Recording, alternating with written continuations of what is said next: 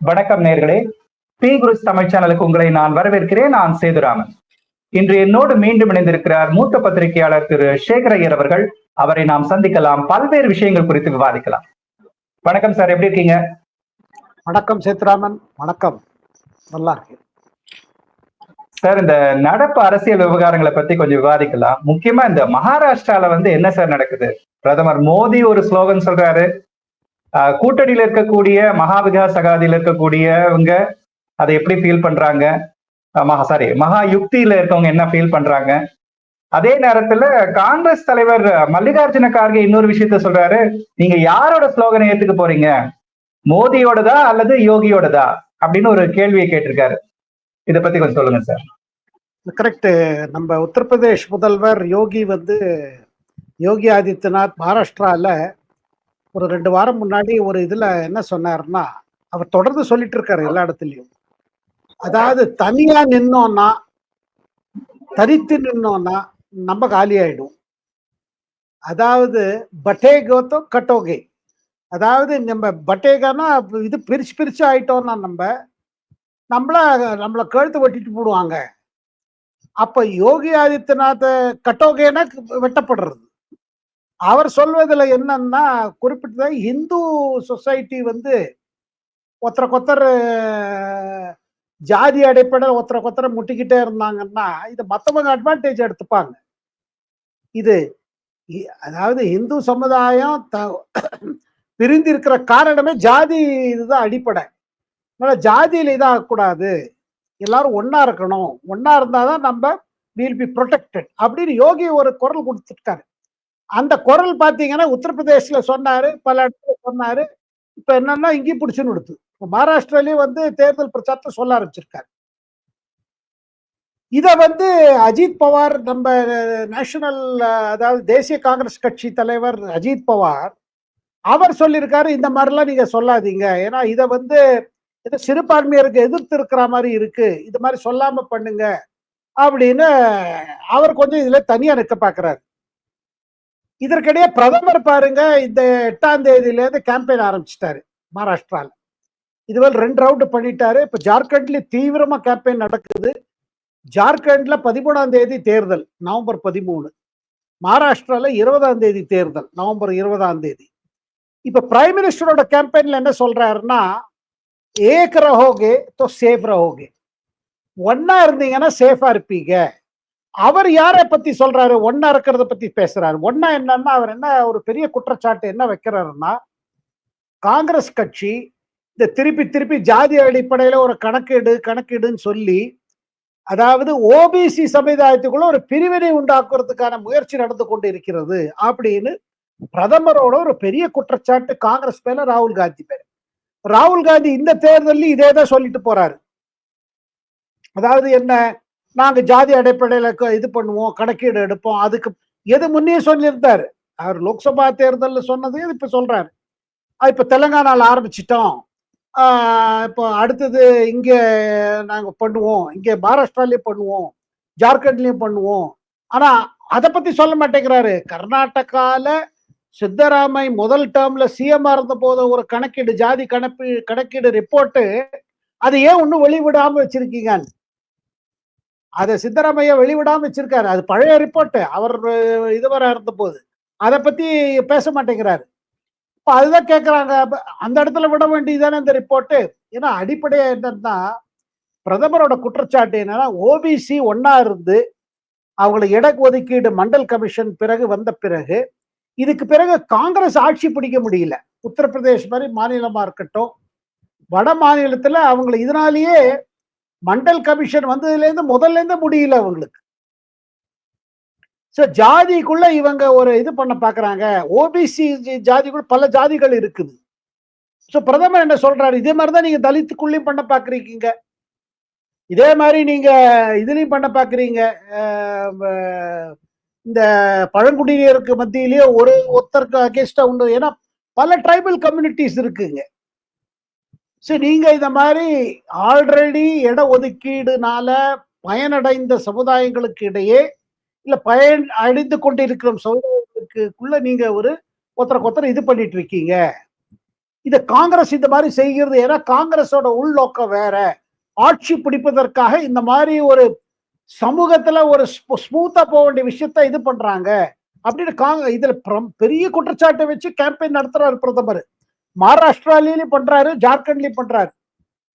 ஜார்க்கண்ட்ல இன்னொரு ஒரு பெரிய குற்றச்சாட்டு என்னன்னா, பங்களாதேஷ்ல இருந்து ரோஹிங்கியாஸும் பங்களாதேஷ்ல இருந்து வந்த இல்லீகலா வந்தவங்க இருக்காங்க பாருங்க, அதாவது மைக்ரன்ட்ஸ், இல்லீகல் மைக்ரன்ட்ஸ்க்கெல்லாம் அங்க வந்து அவங்க ஜார்க்கண்ட்ல அவங்க இடத்தை பிடிக்கிறதுக்காக அதாவது பூமி, அதாவது லேண்ட் பிடிக்கிறதுக்காக அவங்க என்ன பண்றாங்க, ட்ரைபல் பெண்களை மணந்து அங்கேயே செட்டில் ஆகி அந்த லேண்டை பிடிச்சிடுறாங்க. இது அடுத்த குற்றச்சாட்டு. இதை நம்ம ஹோம் மினிஸ்டரே சொல்லிட்டு இருக்காரு. இது ஏன் காங்கிரஸ் பேசாம இருக்குது? ஏன்னா அந்த ரோஹிங்கியாஸா இருக்கட்டும், இல்ல பங்களாதேஷ் வரவங்க எல்லாம் இவங்களுக்கு சாதகமா இருக்கு, இவங்களுக்கு இவங்க வந்து ஓட்டு பேங்க்குக்கு சௌரியமா இருக்கு, தங்களுக்கு ஓட்டு போடுவாங்கன்னு சொல்லி காங்கிரஸ் பேசாம இருக்காங்க. இந்த இஷ்யூஸ் எல்லாம் இந்த எலெக்ஷன்ல பெருசாயிடுச்சு. இது ரொம்ப பெருசா போயிட்டு இருக்கு. சோ அதுல பாருங்க, இப்போ என்னன்னா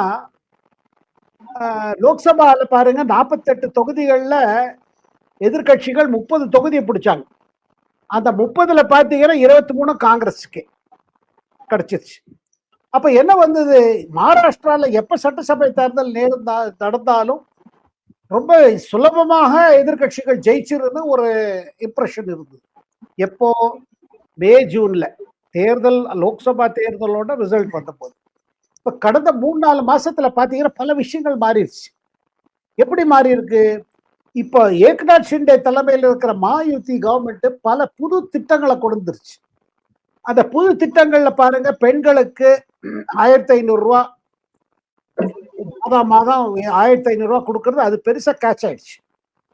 அதனால காங்கிரஸ் என்ன, இதுல சரத்பவாரே ஒத்துக்கிறாரு, மாயுதி பல திட்டங்களை கொண்டு, அது மாதிரி இளைஞர்களுக்கு, வேலை இல்லாத இளைஞர்களுக்கு இது மாதிரி பல திட்டங்களை அவங்க ரோல் அவுட் பண்ணிட்டாங்க.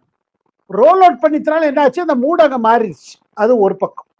இன்னொரு பக்கம் லோக்சபா தேர்தலில் மெயினா அவங்க கேம்பெயின் என்ன இருந்தது, காங்கிரஸ் கட்சியோடதும் உத்தவ் தாக்கரேயோடதும் சரத்பவார் என்னன்னா, எங்க ஆட்சியை கலைச்சாங்க பிஜேபி, எங்க கட்சியை உடைச்சு அவங்க ஆட்சி பிடிச்சாங்க, ஏக்நாத் ஷிண்டே உட்காத்தி வச்சாங்க, அந்த மாதிரி சொல்லி மக்களோட அனுதாபம் வாங்கியதுனால்தான் இவ்வளவு நன்னா நாங்க பண்ணியிருக்கோம்னு ஆப்போசிஷன் பார்ட்டி சொல்றாங்க.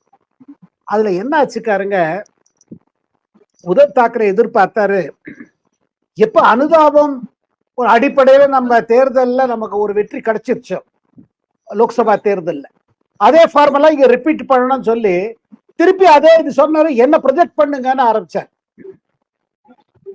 அது என்ன ப்ரொஜெக்ட் பண்ண ஆரம்பிச்ச போது இவர் ஒத்துக்க மாட்டேன்ட்டாரு ராகுல் காந்தி சொன்னாரு, அது அப்ப நடந்த விஷயம் வேற. ஏன்னா 2019 தேர்தல ஒருத்தருக்கு 55, ஒருத்தருக்கு 48, இன்னொருத்தருக்கு 54 இருந்தது. இப்ப புது இது, நான் எந்த கட்சி அதிகமா சீட்டு ஜெயிச்சு வருதோ அவங்க சிஎம் கொடுப்பாங்க, இது என்ன, இது பழைய ஃபார்முலா தானே. அது அவருக்கு ரொம்ப ரொம்ப கோவம் வந்துருச்சு உத்தவ் தாக்கரே. என்ன நம்மள ஏன் ஒத்துக்க மாட்டேங்கிறாங்க முதல்வரா, நம்ம சிப்பத்திலே தானே 23 லோக்சபா சீட்டு காங்கிரஸ் ஜெயிச்சதுன்னு நினைக்கிறாங்க. காங்கிரஸ் தலைவர்களுக்கும், அதாவது காங்கிரஸ் தலைவர்களுக்கும் நம்ம சிவசேனா, நம்ம உத்தவ் தாக்கரே அப்புறம் அவரோட கட்சி தலைவர்களும் இடையே ஒரு கருத்து வேறுபாடு வந்து ஒரு கசப்பு வந்துருச்சு. அந்த கசப்பு இந்த தேர்தலில் ஒன்றும் போகல, அந்த கசப்பு ஒன்றும் போகல. அதனால என்னாச்சு பாருங்க, இதுல சரத்பவார்ட்ட போய் உத்தவ் தாக்கரே சொன்னாரு, நீங்க அவர்கிட்ட சொல்லி பாருங்க என்ன ப்ரொஜெக்ட் பண்றதுக்கு. சரத்பவார் ராகுல் காந்திட்ட சொல்லி பார்த்திருக்காரு. அதுல ராகுல் காந்திக்கு அது சொல்லிட்டாரு, இதெல்லாம் நான் ஒத்துக்க முடியாது, தேர்தல் பிறகு பார்த்துக்கலாம். அப்ப சரத்பவார் ராகுல் காந்திட்ட சொன்னதா நான் கேள்விப்படுறது என்னன்னா, பாருங்க இந்த தேர்தல் உங்களுக்கு இம்பார்ட்டன்ட், நீங்க ஓவர் கான்பிடென்டா இறங்கினீங்கன்னா இந்த ஆட்சி நீங்க பிடிக்க முடியலன்னா காங்கிரஸுக்கு ஒரு பெரிய அதிர்ச்சி இருக்கும். காங்கிரஸுக்கு தேசிய அளவுல, அதுக்கு மகாராஷ்டிரா வந்து உத்தரப்பிரதேசத்துக்கு பிறகு அதிகமாக இந்திய அரசியல்ல ஒரு பெரிய மாற்றம் தரக்கூடிய ஒரு மாநிலம் மகாராஷ்டிரா. ஏன்னா 48 லோக்சபா தொகுதி இருக்குது, உத்தரப்பிரதேசத்துல 80 தொகுதி இருக்குது. நீங்க மகாராஷ்டிரால எப்படியாவது ஆட்சி பிடிச்சிருங்க, இவ்வளவு ரிஸ்க் எடுக்காதீங்க. அவர் உத்தவ் தாக்கரே சொல்றது ஒத்துப்போம், அப்புறம் யார் ஜெயிப்பா அப்புறம் பார்த்துப்போ, ஒன்னா ப்ரொஜெக்ட் பண்றது ஒரு யூனிட்டி ஆயிடுது. ஆனா ராகுல் காந்தி அதுக்கு ஒத்துக்கல. ஒத்துக்கவும் ஒத்துக்கல. அவருக்கு ஒரு சந்தேகம் வந்துருச்சு. இது என்ன உத்தவ் தாக்கரேவும், சரத்பவாரும் சேர்ந்து நமக்கு ஏதாவது ஒரு நெகட்டிவா ஏதாவது பிளானிங் பண்றாங்களா? அத தவிர்த்து அவர் என்ன சொன்னாரு, நமக்கு என்ன 100 சீட் கன்டெஸ்ட் பண்றது இவங்களுக்கு கெஞ்சணுமா? அப்படின்னு ராகுல் காந்தி யோசிக்க ஆரம்பிச்சாரு. அதாவது முதல்ல என்ன பண்ணாங்க, சரி 85, 85, 85ன்னு ஒரு ஃபார்முலா சரத்பவார் சொன்னாரு. ஏன்னா உத்தவ் தாக்கரே சொன்னாரு, நாங்க நிறைய கன்டெஸ்ட் பண்ணுவோம். எப்ப நீங்க சொல்றீங்களோ, யார் அதிகமாக ஜெயிக்கிற கட்சி, சீட்டுகளை ஜெயிக்கிற கட்சி தான் முதல்வரை தேர்ந்தெடுக்கும்னா, அப்ப நாங்க அதிகமா கன்டெஸ்ட் பண்ணுவோம். எங்களுக்கு 100 சீட்டு கொடுங்க. அச்சா 100 சீட்டு எங்க கொடுங்கன்னா, சில இடங்கள் கேட்க ஆரம்பிச்சா எங்க காங்கிரஸ் ரொம்ப ஸ்ட்ராங்கா இருக்கிற இடம். இப்ப விதர்பான்னு இருக்கு பாருங்க. அந்த இடத்துல எங்களுக்கு சீட்டு கொடுங்க. இப்ப காங்கிரஸ் தலைவர்கள் சொன்னாங்க, எங்க விதர்பால நீ ஏன் கேட்க வர்றீங்க? உங்க ஏரியா மும்பை, அந்த மும்பை ரீஜனு, கோன்கன் ரீஜனு, இதை தவிர்த்து எங்க இருக்குது சிவசேனாக்கு? உத்தவ் தாக்கரே என்ன பாக்குறாருன்னா, பிஜேபியும் ஏக்நாத் ஷிண்டே சிவசேனா ஒன்னா சேர்ந்த பிறகு அதுல அவருக்கு ஒரு சேலஞ்சு. இப்ப பல இடங்கள்ல பாருங்க, குறைஞ்ச 30 ஒரு 50 இடங்கள் இருக்குது, எங்க டைரக்டா ஃபைட் இருக்குது. ஏக்நாத் ஷிண்டேவில் இருக்கிற சிவசேனாவும் உத்தவ் தாக்கரே தலைமையில் இருக்கிற சிவசேனாக்கும். மொத்தத்துல பாத்தீங்கன்னா இதுல ரிபல் கேண்டிடேட்ஸ் இருக்காங்க. இதே பிரச்சனை மாயுத்திலையும் இருக்குது, இல்லைன்னு சொல்லக்கூடாது, அங்கேயும் இருக்குது. அங்க என்ன பிரச்சனை? பிரச்சனை என்னன்னா, அவர் அஜித் பவாருக்கு இன்னும் அஜித் பவார் வந்து அந்த நவாப் மல்லிகை நிப்பாட்டிட்டாரு. நவாப் மல்லிக்கு ஒரு தொகுதி கொடுக்கப்பட்டது, அவருக்கும் சப்போர்ட் பண்ணிட்டார். அதை பிஜேபி எதிர்த்தது. ஏன்னா நவாப் மல்லிக் மேல என்ஐஏ இன்வெஸ்டிகேஷன்ல என்னன்னா, மும்பையில் இருக்கிற அண்டர்வேர்ல்டு, தாவூத் இப்ராஹிம் போல இருக்கிற அண்டர்வேர்ல்டு டானோட அவங்க கேங்கோட எல்லாம் தொடர்பு இவருக்கு இருக்குது அப்படின்னு ஒரு ஒரு குற்றச்சாட்டு இருக்குது. சோ அதனால பிஜேபி சொல்லிட்டாங்க, நாங்க அவரை சப்போர்ட் பண்ண முடியாது. ஏன்னா அவர் பெயில்ல வந்திருக்காரு. அஜித் பவார் என்ன சொல்றாரு, நான் நவாப் மல்லிகை விட்டு கொடுக்க முடியாது. காரணம், எங்களுக்கு அதாவது தேசிய காங்கிரஸ் கட்சிக்கு இஸ்லாமிய ஓட்டு தேவை. நான் வந்து இவர் டிக்கெட் கொடுக்கலன்னா இஸ்லாமியர்கள் என் கட்சிக்கு எதிர்த்து போயிடுவாங்க. பட் என்ன சொல்லப்படுறதுன்னா, காங்கிரஸுக்கும் அஜித் பவாருக்கு ஏதோ அக்ரிமெண்ட் இருக்கிற மாதிரி. சரி, நீங்க வந்து உங்களுக்கு இஸ்லாமியர் ஓட்டு இம்பார்ட்டன்ட், நாங்க ஏன்னா நாங்க அதை உங்களை சப்போர்ட் பண்ண முடியாது. ஓப்பனா பண்ணா எங்க அரசியல் பாதிக்கப்படும். நாங்க ஓப்பனா வந்து உங்களை அப்போஸ் பண்ணுவோம் இந்த மேட்டர்ல, நவாப் மல்லிக் மேட்டர்ல. அதனால்தான் இப்ப அஜித் பவார் யோகி சொல்வதை வந்து எதிர்க்கிறத பாத்தீங்கன்னா, பட்டோகே தோ கட்டோகே எதிர்க்கிறது பாத்தீங்கன்னா, இது என்ன இப்ப அதாவது அவர் என்ன சொல்றாரு, யோகி போல தலைவர்கள் இந்த மாதிரிலாம் சொல்லிட்டு போறாங்க, இது எங்க மகாராஷ்டிரால செல்லாது. மகாராஷ்டிரா மக்களோட மனப்பான்மை வேற, ஆட்டிடியூட் வேற, அப்ரோச் வேற. அவங்க இந்த மாதிரி ஸ்டேட்மெண்ட் எல்லாம் தப்பா எடுத்துப்பாங்க. அதனால அவர் தனியா படிக்கிறார். பட் இது கூட என்ன சொல்றாங்க, பிஜேபியோட அண்டர்ஸ்டாண்டிங்ல தான் பண்ணிக்கிறாங்க. ஏன்னா அவர் பாதிக்கப்படக்கூடாது, அவர் கட்சி பாதிக்கப்படக்கூடாது. அவருக்கு போட்டி தன் சித்தப்பாவோட போட்டி, அவருக்கு சொந்த சித்தப்பா சரத்பவாரோட போட்டி. இந்த அரசு இதுல என்ன பாருங்க, பல கேண்டிடேட்ஸ் இந்த கட்சி அந்த கட்சி தாவினாங்க, அந்த கட்சியில இந்த கட்சி வந்தாங்க. அதை தவிர்த்து பாத்தீங்கன்னா ஒரு டாக்டிக்ஸ், இது மும்பை மாதிரி மாநகரத்துல பாருங்க, பிஜேபி தன் தலைவர்களை சிவசேனாக்கு அனுப்பிச்சிருக்காங்க, இவங்களுக்கு உங்க டிக்கெட்டை கொடுங்க. அதுல ஷைனா என்சின்னு ஒரு பாம்பே மும்பை பிஜேபி தலைவருக்கு அங்க நிற்கிறாங்க. அதே மாதிரி முன்னாள் முதல்வர் நாராயண் ராணே, அவரோட மகன் நிதிஷ் ராணே பிஜேபி எம்எல்ஏ, அவருக்கு சிவசேனா டிக்கெட்ல நிக்க வச்சிருக்காங்க.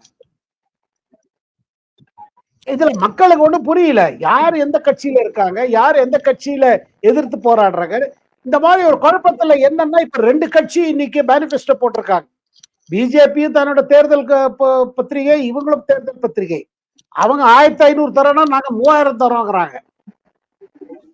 இந்த மாதிரி போட்டி போட்டு ஒரு தேர்தல் காலம் பாத்தீங்கன்னா ரொம்ப இதுவா இருக்குது, ஒரு விசித்திரமா இருக்கிறது. ஆனா இதுல ஒண்ணு என்ன புரியுறது என்னன்னா, இவங்க பக்கம் கொஞ்சம் கான்பிடன்ஸ் ஏறிடுச்சு. அது பிரதமர் வந்து கேம்பெயின் பண்ண பிறகு மாயுத்தி தரப்பிலிருந்து, ஏக்நாத் ஷிண்டே தரப்பிலிருந்து, நம்ம தேவேந்திர பட்டவீஸ் ஒரு கான்பிடன்ஸ் வந்துருச்சு. அஜித் பவார் என்ன நினைக்கிறாரு, நமக்கு எங்க சிறுபான்மையினர் ஓட்டு எஃபெக்ட் ஆகாம அங்க நம்ம எடுத்து நம்ம கொஞ்சம் தனியா காமிச்சுக்கணும், ஆனா அவருக்கு இது ஒரு பெரிய போட்டி. இது காரணம் என்னன்னா, இந்த தேர்தல் ஒரு முடிவு பண்ண போகுது. என்ன முடிவு? ரியல் என்சிபி யாரு? அது அஜித் பவார் நடத்தும் தேசிய காங்கிரஸ் கட்சியா, இல்ல சரத்பவார் நடத்தும் தேசிய காங்கிரஸ் கட்சியா? அதே மாதிரிதான் சிவசேனால பாத்தீங்கன்னா, இவர் உத்தவ் தாக்கரேயா, ஏக்நாத் ஷிண்டேயா? ஏக்நாத் ஷிண்டே ரொம்ப கான்பிடென்டா இருக்காரு. அவர் சொல்றாரு, பாரு நான் பண்ணி காமிச்சிட்டேன், எத்தனை ஸ்கீமை ரோல் அவுட் பண்ணிட்டேன். இவங்க 1500 அவங்க 2500ங்கிறாங்க. அப்ப உடனே ஏக்நாத் ஷிண்டே என்ன சொல்றாரு, நீங்க எங்களை ஓட்டு பண்ணி திருப்பி கொண்டு வாங்க, இந்த 1500 நாங்க 3000 ரூபாய் பண்ணிடுறப்ப எல்லா மகளிர்களுக்கும். இந்த மாதிரி ஒரு காம்படிஷன் பாருங்க. நீங்க 5னா நான் 10, நான் 10னா நீங்க 15, இப்படி போகுது. அதாவது ஓட்டர்ஸ் அட்ராக்ட் பண்றதுக்கு. சார், பொதுவா பிஜேபி வந்து இந்த மாதிரி அறிவிப்புகளை முன்னெடுக்கிறது கிடையாது பொதுவா. ஆனா சமீப காலமா பாத்தீங்கன்னா இந்த மாதிரி அறிவிப்புகள் ஏட்டிக்கு போட்டியா ஒரு கட்சி ஒரு அறிவிப்பு பண்ணாங்கன்னா நாங்களும் அதை போல தருவோம், இல்ல 2 மடங்கு தருவோம் அப்படிங்கிற அறிவிப்பு எல்லாம் வெளியிடுறது வந்து அவனுடைய கொள்கைக்கு விரோதமா போற மாதிரி இருக்கு இல்லையா? கரெக்ட். பிரதமரே முதல்ல இதை எதிர்த்தாரு. பிரதமர் என்ன சொன்னாரு, காங்கிரஸ் இந்த மாதிரி தான் சொல்லி இமாச்சல்லையும் கர்நாடகாலையும் ஜெயிச்சாங்க. இதை தருவேன் அதை தருவேன் எக்கச்சக்கமா சொல்லி விட்டாங்க. அதை தந்த பிறகு இப்ப திணறாங்க. இமாச்சல்லையும் திணறாங்க, இங்கேயும் திணறாங்க, கர்நாடகால DK சிவகுமார் அதுவும் சொல்லிட்டாரு, இந்த எல்லா லேடிஸ்க்கும் நம்ம ஃப்ரீயா கொடுக்குற இதை கொஞ்சம் ரிவ்யூ பண்ணலாம். சில லேடிஸ் அவங்க பணம் டிக்கெட்டை வாங்கிட்டு பயணம் செய்ய தயாரா இருக்காங்க. எல்லாருக்கும் இது சலுகை தரணும்னு அவசியம் இல்லைன்னு அப்படி ஒரு லைட்டா இண்டிகேட் பண்ணாரு. அது கர்கேக்கு கோவம் வந்துருச்சு. நீங்க தேர்தல் காலத்துல நாங்க இறங்கி இருக்கோம், இங்க மகாராஷ்டிராலையும் ஜார்க்கண்ட்லயும் கர்நாடகாவை காமிச்சு இமாச்சல காமிச்சு, அந்த நேரத்துல எதுக்கு இந்த மாதிரி நீங்க சொல்றீங்க, நாங்க திருப்பி யோசிச்சுட்டு இருக்கோம் இதை பண்ணலான்னு. சரி விடுன்னு விட்டாரு நம்ம DK சிவகுமார கர்கே, தேசிய காங்கிரஸ் கட்சி தலைவர். அவர் என்ன சொன்னாரு, இதுல பட்ஜெட் பார்த்துதான் நீங்க அனௌன்ஸ் பண்ணிருக்கணும். அனௌன்ஸ் பண்ணியது DK சிவகுமாரும் சித்தராமையா இல்ல. நமக்கெல்லாம் நல்லா ஞாபகம் இருக்குது. பண்ணிட்டு பிரியங்கா காந்தி என்ன பண்ணாங்க, பிரியங்கா காந்தி ராகுலும் சேர்ந்து 5 ப்ராமிஸ், பிரியங்காவோட ப்ராமிஸ் இருந்தாலே பிரச்சாரம் பண்ணாங்க கர்நாடகால. இப்ப அவங்களுக்கு கஷ்டமா இருக்கு. இந்த இடத்துல என்னன்னா இவங்க என்ன சொல்றாங்க, ஏக்நாத் ஷிண்டே என்ன சொல்றாரு, நாங்க எது அனௌன்ஸ் பண்ண பட்ஜெட் பண்ணிருக்கோம். ஆனா இந்த மகளிர்களுக்கு 1500 ரூபாய் தரதுங்கிறது பாத்தீங்கன்னா அது வருடத்துக்கு 46,000 கோடி, 46,000 crores. அது 1 ரூபாய் 2 ரூபாய் மேட்டர் இல்ல, இது ரொம்ப பெரிய மேட்டர் இது. ஆனா இதை நாங்க தர முடிவு பண்ணிட்டோம். இதுல பாருங்க 3 மாசத்துல பல பேர் தங்களை என்ரோல் பண்ணிட்டு பேங்க்ல ஆதார் கார்டு எல்லாம் இது லிங்க் பண்ணி அது பேமெண்ட் ஆரம்பிச்சிருச்சு. ஒரு 2 மாசமா பேமெண்ட் வந்துட்டு இருக்கு. ஜூலைல இருந்து கால்குலேட் பண்ணி கொடுக்குறாங்க. அது ஒரு பெரிய கேம் சேஞ்சர். இது சரத்பவாரே ஒத்துட்டாரு, இல்ல இது வந்து பெரிய கேம் பண்ணிட்டாங்க அவங்க. அதாவது இந்த மாதிரி ப்ராமிஸ் பண்ணி ஆட்சி பிடிக்கிறது காங்கிரஸோட கலை. அப்புறம் வந்த பிறகு சில தர முடியாது அப்படி யோசிக்கிறது. இது தமிழ்நாடுக்கும் பொருந்தும். எல்லா ப்ராமிஸும் இம்ப்ளிமெண்ட் பண்ணலான்னு ஒரு குற்றச்சாட்டு இருக்குது. ஆனா இங்க பாருங்க, எதிர்கட்சி அதே மாதிரி பண்ண ஆரம்பிச்ச போது பிஜேபி அந்த மாதிரி பண்ணி அதை சீக்கிரம் இம்ப்ளிமெண்ட் பண்ண ஆரம்பிச்சாரு, காங்கிரஸுக்கு பிரச்சனையா. உடனே இவர் என்ன கேட்கிறாரு கர்கே, நீங்க எப்படி அனௌன்ஸ் பண்றீங்க, எங்களை பார்த்து காப்பி அடிக்கிற. மக்களை பொறுத்து மட்டும் என்னன்னா எங்களுக்கு தேவைதான் இந்த பாருங்க, மகாராஷ்டிராபுர மாநிலத்துல லேடிஸ்க்கு இந்த மாதிரி கையில ஒரு மாசம் 1500 ரூபாய் வந்து அவங்களுக்கு பெரிய அமௌண்ட். அது அவங்க ஏதாவது பண்ணிக்கலாம். ஒண்ணு போன் ரீசார்ஜ் கூட அவங்க தன் கணவர் கட்டியோ தன் ஃபேமிலியில் இருக்கிற மற்றவங்கள்ட்ட சொல்லி பண்ண அவசியம் இல்லை. கையில காசு இருக்குது, ஒரு 200 ரூபாய்க்கு ஒரு 300 ரூபாய்க்கு ஒரு பிளான் இது பண்ணிக்கலாம், ரினியூ பண்ணிக்கலாம், இந்த பிளான் போட்டுக்கலாம். ஏன்னா இப்ப போன் தான் பெரிய கன்சம்ஷன் ஐட்டம் இப்போ, அதுல டேட்டா கன்சம்ஷன். இதெல்லாம் பாத்தீங்கன்னா என்ன தெரியுதுன்னா, இந்த தேர்தல்ல எது காங்கிரஸ் நினைச்சதோ தன்னோட மேஜிக், அதாவது அவங்கள்ட்ட தான் இந்த மேஜிக் இருக்கு, இவ்வளவு தருவோம் அவ்வளவு தருவோம் சொல்லி அப்படியே பிடிச்சிடலான்னு. இப்ப இவங்களும் இதே பண்ண போது காங்கிரஸ் அப்ப கேக்குறாங்க, பிரதமர் முதல்ல எதிர்த்தாரு. பிரதமர் என்ன சொல்றாரு, நாங்க சொல்றதை செய்யற கட்சி, நாங்க சொல்லதை செய்வோம், செய்வதை சொல்லுவோம். இந்த தேர்தல்ல ஜார்க்கண்ட்ல இப்படிதான் ஆயிட்டு இருக்கு. ஜார்க்கண்ட்ல பாருங்க, ஜார்க்கண்ட்ல ஊழல் ஒரு பெரிய பிரச்சனை. அது ஹேமந்த் சோரன் பெயில்ல தானே இருக்காரு முதல்வர். அது அவர் வெளியில வந்திருக்காரு. இதுல வந்து என்னன்னா கான்பிடன்ஸ் லெவல்ல நீங்க பாத்தீங்கன்னா பிஜேபி மகாராஷ்டிராலையும் சரி, பிஜேபி தலைமையில இருக்கிற கூட்டணியும் சரி, ரொம்ப கான்பிடென்ட்டா போறாங்க. இந்த பல திட்டங்களை கொண்டு வந்துட்டோம். லோக்சபா தேர்தலில் இருந்த நிலைமை இப்போ ஜார்க்கண்ட்லயும் அதே மாதிரி பாருங்க. எப்படியாவது இந்த ட்ரைபல் ஓட்ஸ் அதுல இந்த மேட்டர் எடுத்தாங்க பாருங்க. அதாவது பழங்குடியினருக்கு ஜார்க்கண்ட்ல இருக்கிற பழங்குடியினருக்கு பிரச்சனை வருது. இந்த மாதிரி வெளியில இருந்து ஆளெல்லாம் உட்காத்தி வைக்கிறாங்க காங்கிரஸ். காங்கிரஸ் சரி, ஜேஎம்எம் சரி, ஜார்க்கண்ட் முக்தி மோர்ச்சாவும் அவங்க கூட்டணி இருக்குது. ஒண்ணுமே அவங்க இது ஆக்ஷன் எடுக்கல. இது ஒரு இஷ்யூ ஆயிடுச்சு. சேத்ராம் சார், தேசியவாத காங்கிரஸ் தலைவர் சரத்பவார் வந்து திரும்ப ஒரு விஷயம் சொன்னதா ஒரு செய்தி வருது. அதாவது நான் வந்து அரசியல்ல இருந்து விலக போறேன்னு. அது தன்னுடைய மகளுக்கான ஒரு வாய்ப்பை உருவாக்கும் நினைக்கிறாரோ? இல்ல அவரு எப்ப இதுக்கு முன்னாடி ஒரு தரம் உங்களுக்கு ஞாபகம் இருக்கும் கட்சி சரத் அதாவது இவர் வெளியில விட்டுட்டு போறதுக்கு முன்னாடி ஒரு சிச்சுவேஷன் பார்த்தோம். அதாவது நான் சொல்வது அஜித் வந்து பவார். அஜித் பவார் வெளியில அதாவது கட்சி விட்டு வெளில போறதுக்கு முன்னாடி ஒரு டிராமா பண்ணாரு சரத் பவார். ஒரு அனௌன்ஸ் பண்ணி நான் விட்டுட்டு போறேன், எனக்கு போறேன்னு அப்படின்னு சொன்னாரு. அது சொல்லிட்டு என்ன பண்ணாரு, எல்லாரும் அழுதாங்க. அது டே ஃபுல்லு மும்பைல ஒரு மீட்டிங்ல அப்புறம் என்ன முடிவு பண்ணாங்க, இல்ல நீங்க திருப்பி நீங்க வாபஸ் எடுத்துக்கோங்க. அவர் திருப்பி வாபஸ் எடுத்ததுல இவர் அதிர்ச்சியானார் அஜித் பவார். ஓஹோ, இந்த மாதிரி டிராமா பண்ணி நமக்கு தலைமை ஹேண்ட் ஓவர் பண்ணாம இந்த மாதிரி போறாரு அப்படின்னு அவங்க ஒரு ஃபீலிங் வந்துருச்சு. அதுக்கு பிறகு இப்ப திருப்பி அந்த ஒரு அதாவது நான் முதல்ல சொன்னேன் பாத்தீங்களா, அனுதாபம் நமக்கு குறைந்து விட்டதோ. இப்ப என்ன பாருங்க, தேசிய காங்கிரஸ் கட்சி இப்ப 2 பிளவல்ல இருக்குது. ஒண்ணு வந்து சரத்பவார் தலைமையில, இன்னொன்னு அஜித் பவார் தலைமையில. பாராமத்தியில முழுக்க முழுக்க இது இந்த போட்டி ஆயிடுச்சு. குடும்ப பிரச்சனை, குடும்பத்துக்குள்ளே சண்டை. ஒரு அண்ணா மகன் சரத்பவாருக்கு எதிர்த்து, சரத்பவார் என்ன பண்றாரு, அந்த அண்ணா மகனுக்கு எதிர்த்து இன்னொரு அண்ணா மகனை அந்த அவருக்கு அண்ணா மகனை எதிர்த்து நிப்பாட்டுறாரு. எப்படி இருக்குது? இப்ப சரத்பவாருக்கு எதிர்த்து அஜித் பவார் கிளம்பினதுனால அஜித் பவாருக்கு எடுத்து பாராமத்தியில யார போடலாம்? அவர் என்ன பண்ணாரு, இன்னொரு அண்ணா மகன் கூப்பிட்டு அவரை எதிர்த்து நிப்பாட்டிட்டார் குடும்பத்துக்குள்ளே. அது அஜித் பவார் வருத்தம் பட்டாரு. நான் ஒரு தப்பு பண்ணேன், சரத்பவாரோட மகள் சுப்ரியா சூலேக்கு எதிர்த்து லோக்சபா தேர்தலில் என் மனைவியை நிப்பாட்டிட்டு மனைவி தோத்து போனாங்க. அதுக்கு பிறகு ராஜ்யசபால தேர்ந்தெடுத்து ஜெயிச்சிட்டாங்க. இப்ப இவர் என்ன ஃபீல் பண்றாரு, அஜித் பவார் எப்படியாவது என்ன இது பண்றதுல இருக்கார். இந்த நேரத்துல எல்லாரும் என்ன சொல்றாங்க, எதுக்கு இவர் இந்த மாதிரி சொல்லணும், அதாவது இன்னைக்கு போற ஆச்சு, எனக்கு 83 வயசு ஆச்சு, 14 முறை நான் இதை பார்த்துட்டேன், ராஜ்யசபா பார்த்துட்டேன், மேலவை பார்த்தாச்சு, பாராளுமன்றம் பார்த்தாச்சு, 4 முறை முதல்வரா இருந்துட்டேன், இனிமே எனக்கு என்ன இருக்கு அப்படி இப்படின்னு இதுல திருப்பி சிம்பத்தியை கொண்டு வர பாக்குறாரு. ஆனா ஒரு ஒரு காணொளியில பாத்தீங்கன்னா அவர் கேட்ட போது 83 வயசு நீங்க போன இல்ல 83 வயசு என்ன, மொரார்ஜி தேசாய் 84 பிரதமர் ஆனாருங்கிறாரு. அதாவது என்ன அந்த ஆப்ஷன் வச்சிருக்காரு. தேசிய அளவில் ஒரு சிச்சுவேஷன் வந்து அதை பண்ணலாமான்னு யோசிக்கிறேன். இதுல பாத்தீங்கன்னா இந்த அரசியல்ல சிம்பத்தி தேடுறாங்க. உத்தவ் தாக்கரேவா இருக்கட்டும், உத்தவ் தாக்கரே மேட்டர்ல பாருங்க, தன்னை சிஎம் ப்ரொஜெக்ட் பண்ணாது அவர் ரொம்ப கோபத்தில் இருக்காரு. அப்போ மாவிகாக ஜக்காடிக்குள்ள பாத்தீங்கன்னா ராகுலுக்கும் உத்தவ் தாக்கரேக்கும் ஒரு இது வந்துருச்சு, ஒரு கசப்பு வந்துருச்சு. ராகுலுக்கு உத்தவ் தாக்கரே மேல சரத்பவார் மேல ஒரு சந்தேகம் வந்துருச்சு. நம்மள காங்கிரஸ் ஒரு இறுக்கி பிடிச்சு அதை ஒடுக்கி வச்சிருக்காங்க, இவங்க வந்து நம்ம சப்போர்ட்ல ஆட்சி பண்ணணும் பாக்குறா, அதை நம்ம சீட்டை கம்மியா இது பண்ண சொன்னாங்க. அதுல அவர் கோவம் அடைஞ்சிருக்காரு. மொத்தத்துல முன்ன இருந்த கான்பிடன்ஸ் இல்ல.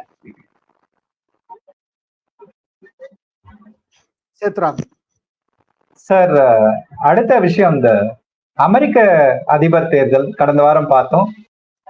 திரு ட்ரம்ப் அவர்கள் தேர்ந்தெடுக்கப்பட்டிருக்கிறார். இப்போ ட்ரம்ப் வந்த பிறகு எந்த மாதிரியான விளைவுகள் உருவாகும் உலக அளவில், குறிப்பா இந்திய அமெரிக்க உறவுல, இந்த உக்ரைன் போர் சம்பந்தமாக, அப்புறம் கனடா இந்திய பிரச்சனையில ட்ரம்போட தலையீடு எந்த அளவுக்கு இருக்கும், இதை பத்தி எல்லாம் கொஞ்சம் சொல்லுங்க. இல்ல கரெக்டுங்க. இது பாருங்க ஒரு பெரிய மாற்றம் ஆகுது. ட்ரம்ப் ரெண்டாம் முறை அமெரிக்காவின் ஜனாதிபதி ஆகுது. இது யாருமே எதிர்பார்க்கல. அதை தவிர்த்து இன்னைக்கு ஃபுல் ரிசல்ட்ஸ் நீங்க பாத்தீங்கன்னா 530 டோட்டல் 38 எலக்ட்ரல் காலேஜ்ல அங்க நீங்க பாத்தீங்கன்னா அவருக்கு 312 கிடைச்சிருச்சு. அண்ட் நம்ம கமலா ஹாரிஸுக்கு 222 தான் நிக்குது. இந்த சோகால்டு ஸ்விங் ஸ்டேட் சொல்லுவாங்க அமெரிக்கால, அதுல எல்லாம் இவர் ஜெயிச்சிட்டார். கடைசியா அரிசோனா ரிசல்ட் காத்திருச்சு, அதுவும் வந்துருச்சு. ஸோ இந்த மாதிரி ரிசல்ட்டை பார்த்த பிறகு ஒரு வேர்ல்டுல இருக்கிற மற்ற லீடர்ஸ் கூட அவங்கள புரிஞ்சுட்டாங்க, சரி இது அமெரிக்கால ஒரு பெரிய திருப்ப வரப்போறது. அமெரிக்காவை இக்னோர் பண்ணி மற்ற நாடுகள் ஒன்றும் செய்ய முடியாது. இதுல அதுவும் பாத்தீங்க, ரிசல்ட் வர தொடங்கின போதே நம்ம மோடி வந்து போன் பண்ணி கன்கிராச்சுலேட் பண்ணிட்டாங்க. அதை ட்ரம்ப் அக்னாலேஜ் பண்ணாரு. அதாவது என்ன, மோடி வந்து is the first of the leaders to congratulate me. First அவரே முதலா வந்து முன் வந்து என்ன கங்க்ராச்சுலேட் பண்ணிட்டார். இவருக்கும் மோடிக்கும் நல்ல தொடர்புன்னு எல்லாருக்கும் தெரியும். அவரே பாருங்க 2019 டெக்சாஸ் அந்த ஹூஸ்டன்ல ஒரு பெரிய இது நடத்தினாரு. ஒரு இந்தியர்கள்லாம் சேர்ந்து விழா அவருக்கா ட்ரம்ப்புக்கா. அதுல மோடி அதை அறிவிச்சார் வேற. அதாவது போன ஜனாதிபதி தேர்தலே அக்லி பார் ட்ரம்ப் கி சர்க்கார்னு, அடுத்த தடவை ட்ரம்ப் தான் அவரோட ஆட்சி தான். அது நிறைவேறல. அப்போ அதுக்கு பிறகு போன தேர்தலில் பாத்தீங்கன்னா அமெரிக்க ஜனாதிபதி தேர்தலில் ஒரே டிஸ்பியூட் வந்தது, யார் ஜெயிச்சாங்க ஜெயிக்கல, அதை வச்சுட்டு பல கடைசியில ஜோ பைடன் தான் ஜெயிச்சாருன்னு சொல்லி முடிச்சுட்டாங்க. இந்த தரம் பாருங்க, இவர் இவ்வளவு அளவுல பெரிய மாற்றத்தை கொண்டு வந்து ஜெயிச்சிருக்காரு. இந்த இதுல என்ன பாருங்க, ரெண்டு விஷயம் ஆகுதுங்க. ஒண்ணு, ட்ரம்ப் முதல்ல இருந்து சொல்றாரு இந்த யுத்தத்தெல்லாம் நிறுத்திடுவேன். ரெண்டாவது, பொருளாதாரம் மேல அவர் கண்ணு. அமெரிக்காவோட பொருளாதாரம் அடிபட்டு போயிடுச்சு, அமெரிக்காவோட இம்பார்ட்டன்ஸ் போயிருச்சு. எங்க பார்த்தாலும் சண்டையில நம்ம படம் செலவழிச்சிட்டு இருக்கோம், நமக்கு என்ன லாபம் கிடைக்கிறது? யுக்ரைன் மாதிரி போர்ல அமெரிக்கா பணம் கொடுத்துட்டே இருந்து செலவழிச்சிட்டு இருக்கு. எல்லா சண்டைகளும் நிறுத்தணும்னு அவர் ஆரம்பிச்சிட்டார். அவர் என்ன சொல்றாரு, சண்டையை நிறுத்தி யுக்ரைனோட திருப்பியும் அங்க ரீகன்ஸ்ட்ரக்ஷன் மாதிரி விஷயங்கள்லாம் ஆரம்பிக்கணும். அதுல அமெரிக்கன் கம்பெனிஸுக்கு பெனிஃபிட் கிடைக்கும். அதுல இப்ப எப்படி பாதிக்கப்படும், இவர் ட்ரம்ப் வந்த பிறகு என்ன ஆகும்னா, அவர் எப்போதும் ட்ரேட பத்தி பேசுவார். இப்ப இந்தியாவில் இருந்து வருடத்துக்கு 75, அதாவது $75 மில்லியன் இது எக்ஸ்போர்ட் ஆகுது. அமெரிக்கா வந்து இந்தியாவிலிருந்து $75 மில்லியன் உள்ள மதிப்புள்ள பொருட்களை இறக்குமதி செய்கிறது இந்தியாவில் இருந்து. அவர் என்ன சொல்வாரு, அவர் சொல்வாரு இல்ல இதுல இது போடணும், இந்தியால இருந்து எல்லாம் வந்துருச்சுன்னா இந்த எஃபெக்ட் ஆயிடும். சைனால இருந்து இதுக்கு அதிகமா வருது. சைனால இருந்து பாத்தீங்கன்னா இதோட டபுள் மேல வருது. சைனாவோட எல்லா பொருளும் அங்க விற்குது. காரணம், அமெரிக்கா பல பொருள்களை மேனுபேக்சரே பண்றது கிடையாது. இப்ப பாருங்க, அவர் என்ன பாக்குறாரு, இவங்களை கொஞ்சம் கண்ட்ரோல் பண்ணணும் சைனாக்காரங்களை. இந்தியாவிலேருந்து ஏற்றுமதியா இறக்குமதியா அவர் சொல்வாரு, இல்ல நாங்க அதை அலோவ் பண்ணணும், நீங்க ஏதாவது எங்கள்கிட்ட இருந்து வாங்கிக்கோங்க, இல்ல நாங்க டாக்ஸ் போட்டுருவோம் அப்படின்பாரு அவர். அது பேச்சுவார்த்தை நடக்கும். ஆனா அந்த நேரத்துல ட்ரம்ப்புக்கு இந்தியா தேவை சைனாவை கவுண்டர் பண்றதுக்கு. முதல் முறையாக அவர் ஜனாதிபதியா இருந்த போது பல அமெரிக்கன் கம்பெனிக்கு என்ன சொன்னார், சைனால போய் ஃபேக்டரி வச்சிருங்க, இந்தியால வைங்க, இந்தியா நமக்கு சாதகமான நாடு, நான் மோடிட்ட பேசி என்ன பண்ணிடுவேன் அப்படின்னு சொன்னார். ஸோ எல்லாத்துலயும் அவர் ட்ரேட், அமெரிக்காவோட பொருளாதாரம் எப்படி திருப்பி மீண்டும் அதை எப்படி உச்சக்கட்டத்தை எப்படி தொடுங்கிறதுல அவர் பார்த்துட்டு இருக்கார். So first trade. இந்த ட்ரேட் மேட்டர் வரும்பொழுது இந்தியாவுக்கும் அமெரிக்காவுக்கும் பிரச்சனைகள் வரும். ஆனா அந்த பிரச்சனைகளை அது சால்வ் ஆயிடும். காரணம் என்ன, சரி நீங்க இந்த சாமான் 5 சாமான் வாங்க, அதை தவிர்த்து இந்தியா பல டிஃபென்ஸ் ஐட்டம்ஸ் எல்லாம் வாங்கிட்டு இருக்காங்க. பைடன் டயத்துல ஒரு பெரிய மாற்றம் இல்லை, ஆனா கொஞ்சம் ஸ்லோவா போச்சு சைனாவை கவுண்டர் பண்றதுக்கு. இதை தவிர்த்து இது ஒரு ரெண்டாவது விஷயங்க, ட்ரேட் மேட்டர் விட்டுட்டோம். ரெண்டாவது மேட்டர் என்ன பாத்தீங்கன்னா, சைனாவை கவுண்டர் பண்றதுக்கு இந்தியாவை கொஞ்சம் அவர் பேலன்ஸ் சைட்ல வச்சுப்பாரு. அப்புறம் ரஷ்யாவோட உறவை இம்ப்ரூவ் பண்ணி யுக்ரைன்ல சண்டையை நிறுத்திடுவார். மூணாவது விஷயம் என்ன ட்ரம்ப் சொல்றாருன்னா, எதுக்கு அமெரிக்கா வந்து எண்ணெய் உற்பத்தியை நம்ம கம்மியா வச்சிருக்கணும், திருப்பி அதிகமாக எண்ணெய் உற்பத்தி அதிகப்படுத்தணும், நம்ம திருப்பி எல்லாத்தையும் லைசன்ஸ் கொடுத்து ஆரம்பிச்சிடலாம். ஏன்னா அமெரிக்கா பாருங்க, அமெரிக்கா தான் ஒரு நாடு, அது வந்து கல்ஃப் ஆயில்ல டிபெண்ட் இல்லை. அவங்க சொந்த ஆயிலே சஃபிஷியண்டா இருக்கு எண்ணெய் உற்பத்தி. டெக்சாஸா இருக்கட்டும், அலாஸ்கால இருக்கட்டும் எண்ணெய் உற்பத்தி ஆகுது. ட்ரம்ப் அந்த டயத்துல இந்தியாவிட்ட சொல்லி கொஞ்சம் எங்க எண்ணெயும் வாங்கிக்கோன்னு ஆரம்பிச்சார். அதுல இந்தியா கொஞ்சம் அலாஸ்கா ஆயில் வாங்குறது. ஆனா பெரும்பாலும் நம்ம வாங்குவது Russia, Saudi Arabia, Iran, UAE, Qatar. இதான் நம்ம மேஜர் இம்போர்ட் பண்றோம். இப்ப ட்ரம்ப் என்ன பண்ணுவாரு, இப்ப பாருங்க எண்ணெய் வச்சுன்னு ஒரு பிரச்சனை என்னன்னா, எண்ணெயோட விலை ஏறிடுமோன்னு ஒரு பயம் இருந்துட்டே இருக்கு. அவங்க என்ன பண்றாங்க, சவுதி அரேபியா இருக்கட்டும், ஈரானா இருக்கட்டும், இந்த ஆயில் ப்ரொடியூசிங் கண்ட்ரிஸ் ப்ரொடக்ஷன் நடுவில் குறைச்சிருவாங்க. ப்ரொடக்ஷன் டிமாண்ட் சப்ளைல பவர் ப்ரொடக்ஷன் குறைச்ச உடனே திருப்பி விலை ஏறும். இந்தியா போல நாடுக்கு எண்ணெய் விலை ஏறிச்சுன்னா நம்மள அஃபெக்ட் பண்ணும். இப்ப ட்ரம்ப் என்ன பண்றாரு, நானே எண்ணெய் உற்பத்தி பண்ணி நம்மள அமெரிக்காவே பண்ணலாம் அப்படின்னா அவங்க ஜாஸ்தி எண்ணெய் விலை ஏற்ற முடியாது, ப்ரொடக்ஷனை கம்மி பண்ண முடியாது, அவங்க டிஸ்கவுண்ட் கொடுக்கக்கூடிய நிலைமை கொண்டு வர்றாரு அவர். இது இந்தியாவுக்கு சாதகம். அத கடைசியாக ஒரு சொல்றக்கூடிய காரணங்க அது சேத்துராம நல்லா புரிஞ்சுக்கணும். தொடர்ந்து பாத்தீங்கன்னா மோடி ஆட்சிக்கு வந்த பிறகுல இருந்து அமெரிக்கால ஒரு டீப் ஸ்டேட் இருக்குதுன்னு சொல்றாங்க. அதாவது அவங்க பாத்தீங்கன்னா இந்த இடதுசாரி கட்சிகள், liberalism, secular, left liberal secular இதெல்லாம் தன்னை சொல்லிக்கிட்டு அவங்க இப்படியாவது உலகத்துல பல இடங்களை இன்ஃபுளுன்ஸ் பண்ற பாக்குறாங்க. அதுல ஜார்ஜ் சொரோஸ்னு போல ஒரு பெரிய மில்லியனர் பேர் அடிபடுறது. அவர் டெமோக்ராட்டிக் பார்ட்டிக்கு ரொம்ப கிட்டக்க, கமலா ஹாரிஸ்க்கு ரொம்ப கிட்டக்க. இப்ப என்ன எதிர்பார்த்தாங்க, நம்ம இந்தியாவில் இருக்கிற அரசியல் எதிர்கட்சிகளோ இவர் கமலா ஹாரிஸ் ஜனாதிபதி ஆயிடுச்சுன்னா இவங்க மூலமாக நம்ம பிரதமர் மோடிக்கு ஏதாவது ஒரு சிக்கலை உண்டாக்கிட்டே இருக்கலாம். இதான் ராகுல் காந்தி போட்டிருக்கிற திட்டம். அவர் அமெரிக்கா போய் அவங்களெல்லாம் பேசிட்டு வருது. ஏன்னா ஏதாவது ஒரு பிரச்சனை, மோடிக்கு அமெரிக்கால ஒரு பிரச்சனை உண்டாக்கிட்டே இருந்தோம். இப்ப பாருங்க ஒரு குற்றச்சாட்டு வந்தது, அதாவது பன்னுன்னு ஒரு காலிஸ்தான் தலைவர் இருக்காரு பாருங்க, அவருக்கு கனடியன் சிட்டிசன், அமெரிக்கன் சிட்டிசன், அவரை கொலை முயற்சியில இந்திய அரசு இன்வால்வ்டு. அந்த கொலை முயற்சியில ஒரு இந்தியன் RAW ஏஜென்ட் இன்வால்வ்டு அப்படி கேஸ் ஒன்று போட்டிருக்காங்க. இதற்கிடையே பாருங்க கனடா அமெரிக்கா உறவு நம்ம புரிஞ்சுக்கணும்.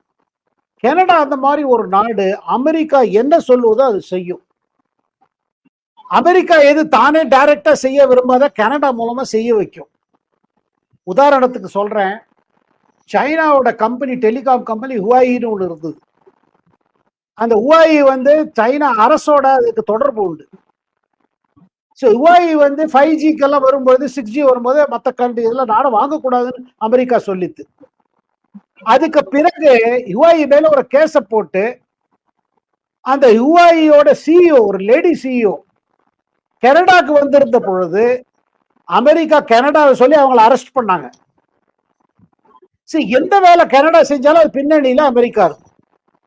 இப்ப கனடா ஒரு குற்றச்சாட்டு போட்டிருக்காங்க, என்ன, நம்ம உள்துறை அமைச்சர் அமித்ஷாவே ஒரு கொலைக்கு ஆர்டர் பண்ணாரு. அபத்தமான ஒரு குற்றச்சாட்டு. அதாவது இந்தியன் செக்யூரிட்டி ஏஜென்சி இந்த மாதிரி ஆபரேஷன் பண்றதா இருந்தா ஹோம் மினிஸ்டர் லெவல்ல இந்த மேட்டர் எல்லாம் வரவே வராது. அதாவது அது உண்மையா சொல்றேன், அந்த மாதிரி இல்லாத ஒரு மேட்டர் பண்ணி இது ஒரு விதமான பிரஷர்.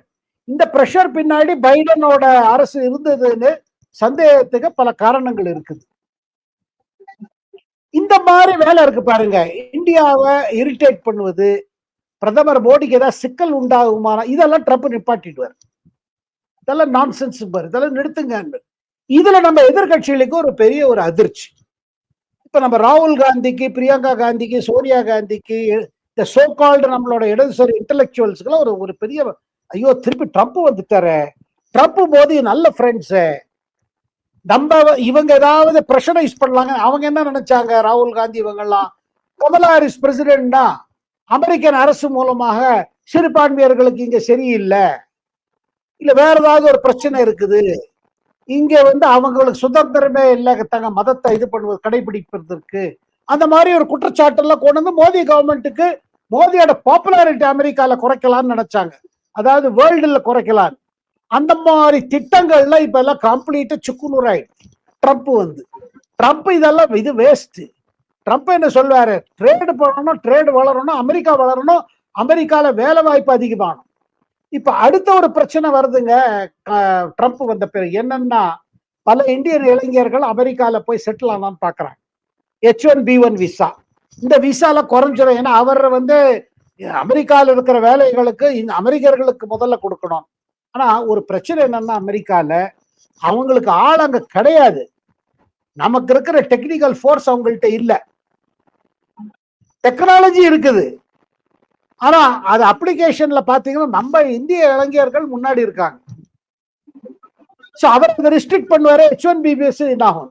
ஆனா இதை இன்னொரு விதமா பாக்குறதுக்கு சொல்றாங்க நம்ம ட்ரம்போட டீம்ல இருக்கிறவங்க. பாருங்க, பல பிசினஸஸ் இந்தியால இருந்து ஆபரேட் பண்ணி சீப் காஸ்ட்ல இருந்ததுன்னா இந்த இளைஞர்களை எதுக்கு அமெரிக்கா வரணும்? அங்கே வேலை கிடைச்சிருமே அவங்களுக்கு. இந்தியாவிலே அமெரிக்கன் கம்பெனிலே வேலை கிடைக்குமே.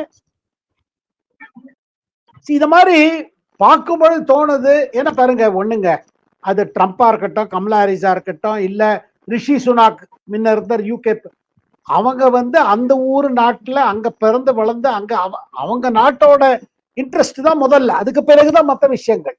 ஆனா ஒண்ணுங்க, ட்ரம்ப் வந்த பிறகு இந்தியா அமெரிக்கா ஒரு புது உச்சக்கட்டத்துக்கு போகுங்கிற நம்பிக்கை பல பேருக்கு இருக்கு. சார் நீங்க சொன்னது சரிதான். புத்தின் ஒரு தடவை பேசும்போது சொன்னாரு, மோடி வந்து உலக விஷயம் பலது பேசினாலும் இந்தியான்னு வரும்போது இந்தியாவுக்கு தான் இம்பார்ட்டன்ஸ் கொடுப்பாருன்னு. அந்த மாதிரி அந்தந்த நாட்டு தலைவர்கள் வந்து அந்தந்த விஷயங்களுக்கு இம்பார்ட்டன்ஸ் கொடுத்துதான் ஆகணும். அந்த நாட்டு நல்லதுதான் பார்க்கணும். அது சரியான விஷயம் தான். கரெக்ட். அதாவது பட் அதுல பாருங்க, எங்க கன்வர்ஜென்ஸ் ஆஃப் இன்ட்ரெஸ்ட். அதாவது அமெரிக்காவுக்கு சில விஷயங்கள் இந்தியா மூலமா செய்யணும், இந்தியா மூலமா அது நடக்கும். இந்தியாவுக்கு என்ன, அமெரிக்கன் நம்ம சைட்ல இருந்தாங்கன்னா மற்றவங்க விளையாட்ட மாட்டாங்க, குறிப்பிட்ட சைனா. இந்த தேர்தல் முடிவு தெரிஞ்சோ இல்ல தெரியாம தெரியாது, சைனா என்ன பண்ணாங்க, இப்ப பார்டர் டென்ஷனை குறைச்சிட்டாங்க. ஷி ஜின்பிங் பெரிய முடிவு எடுத்தாரு, இல்ல போற இந்த டென்ஷன் என்ன லாபம். ஏன்னா லட்சக்கணக்கான துருப்புகள் ரெண்டு சைட்ல குவிந்து இருக்காங்க அங்க. இப்ப அதெல்லாம் இப்ப விட்ரா ஆகும். இப்ப பார்டர் பெட்ரோலிங் ஆரம்பிச்சாச்சு. இந்த மாதிரி ஏதாவது ஒண்ணு மாறிக்கிட்டே இருக்குது. சேத்ராமன் சார், நிச்சயமா சார், பல்வேறு விஷயங்கள் குறித்து ரொம்ப விளக்கமா பதில்களை தந்தீங்க சார். ரொம்ப நன்றி. நேர்களே, இந்த வீடியோ உங்களுக்கு பிடித்திருந்தால் லைக் பண்ணுங்கள், ஷேர் பண்ணுங்கள், மறக்காமல் பி குருஸ் தமிழ் சேனலை சப்ஸ்கிரைப் செய்யுங்கள். நன்றி, வணக்கம். Thank you sir. வணக்கம், நன்றி.